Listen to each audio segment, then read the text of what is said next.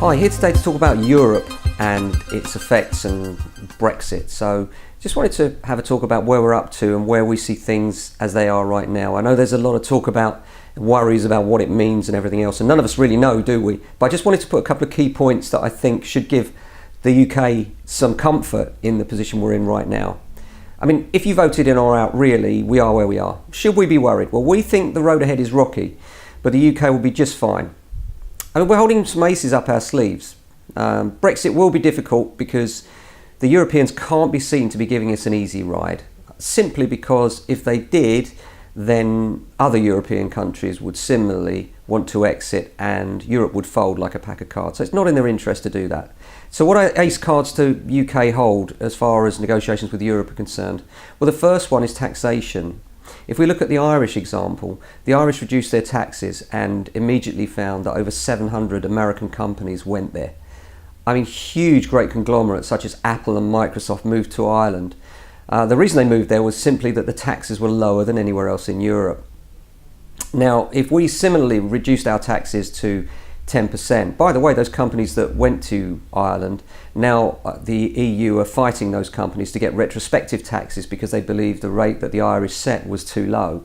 Well, obviously, if the UK did the same thing and were no longer in Europe, there'll be no risk for those companies in the EU coming along and saying, hey, we want some more tax. So there will be a comfort zone in that, and those companies will be feeling injured by the fact that they went to Ireland for a certain tax regime and then Europe are now trying to backpedal on that. So the first ace card we hold is that we could say to Europe, look, this is not something we want to do, but we do have the ability to set our own corporation tax rates. And if we set those at, for instance, 10%, that would be below the rest of Europe significantly and would attract inward investment from many other companies throughout the world.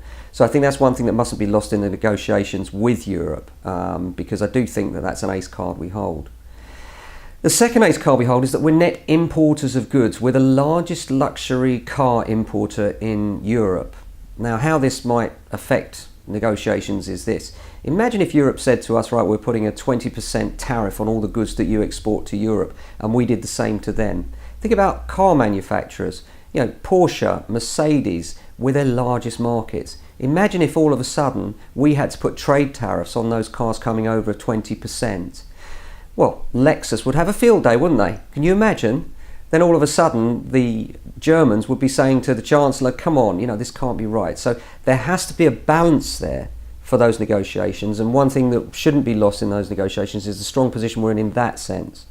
Ultimately, I think Europe will make these negotiations difficult. And I think we may well find that over a period of time, we pull out of those negotiations with Europe and in fact end up negotiating individual trade agreements with individual countries within Europe. I hope it doesn't come to that, but I think that the intransigence of the EU has to be seen initially, the fact that they won't move on these negotiations. So it'd be interesting to see what happens there. But my gut feeling is that we are holding those two ace cards and Europe will need to recognise that at some point. And it may well be that ultimately we have a separate agreement with Europe that gives us sort of passporting with our goods to Europe and vice versa with minimal trade tariffs. I think that's what will happen in the end, but it will be long and protracted getting there. If not, I think that it may go the other way, and it may be that those negotiations break down over the course of the next 2 years, and if they do, those individual agreements with countries will have to be reasonable, because remember, we're net importers of goods, meaning we buy in more than we sell out. So it's in their interest to give us good trade deals. Finally, we're starting to see inflation coming through now in terms of, if you look recently now, Apple have just upped the prices of the iMac. Sorry guys, I know, just before Christmas as well. What can you do?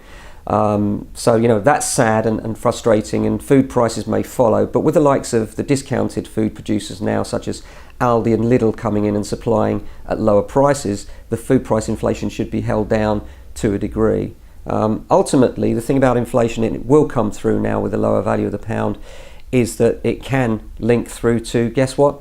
House prices. I'll leave you with that thought. Until the next time.